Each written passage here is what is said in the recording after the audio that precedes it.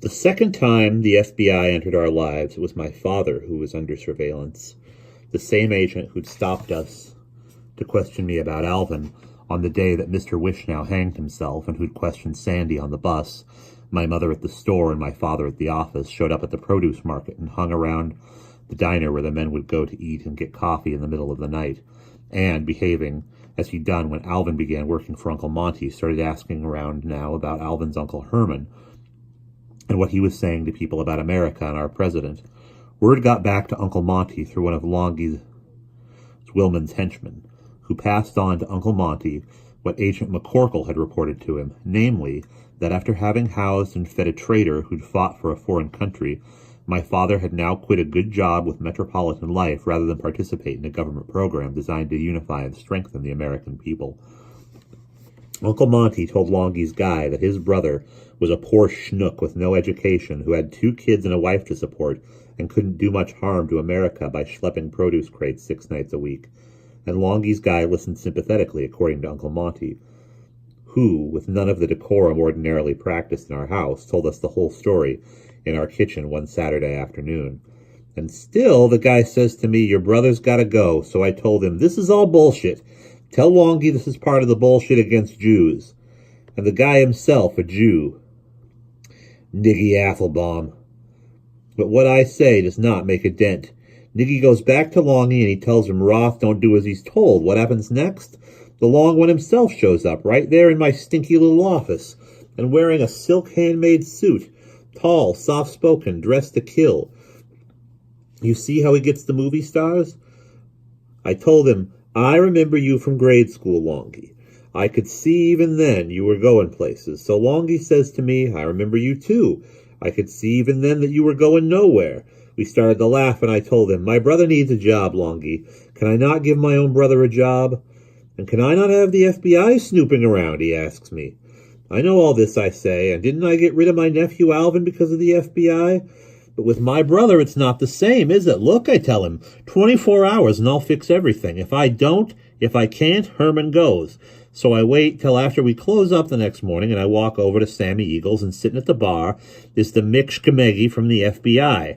"Let me buy you breakfast," I tell him, and I order him a Boilermaker, and I sit down next to him and I say, "What do you got against Jews, McCorkle?" "Nothing," he says.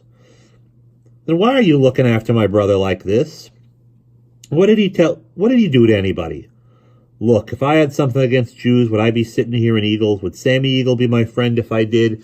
He calls down the bar for Eagle to come over. "Tell him," McCorkle says. "Do I have anything against Jews?" "Not that I know," Eagle says. "When your boy had the bar mitzvah, didn't I come and give him a tie clasp?" "He still wears it," Eagle tells me. "See," McCorkle says, "I'm just doing my job the way Sammy does his and you do yours." "And that's all my brother is doing," I tell him. "Fine, good. So don't say I'm against the Jews." "My error," I tell him. I apologize. In the meantime, I slip him the envelope, the little brown envelope, and that's that. Here, my uncle turned to me and said, "I understand you're a horse thief. I understand you stole a horse from the church. Smart boy, let me see." I leaned over and showed him where the horse's hoof had opened up my head. He laughed when he ran his finger lightly over the length of the scar around the shaved patch where the hair was just growing in. "May you have many more," he told me, and then, as he'd been doing for as long as I could remember, he lifted me roughly onto one of his knees so that I could straddle it like, of all things, a horse. "You been to a bris, ain't you?" he asked, and began to give me the up-and-down ride by raising and lowering his thigh. You know when they circumcise the baby at the bris? You know what they do, don't you?"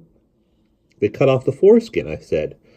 "And what do they do with the little foreskin after it's off? Do you know what they do?" "No," I told him.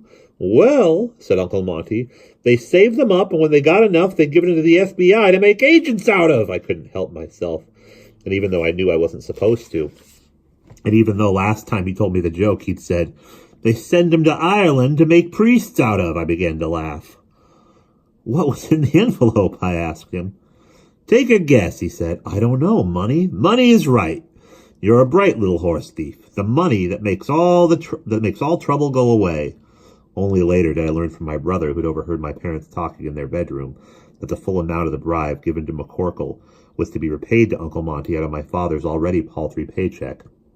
at the rate of $10 per week over the next 6 months, and my father could do nothing about it.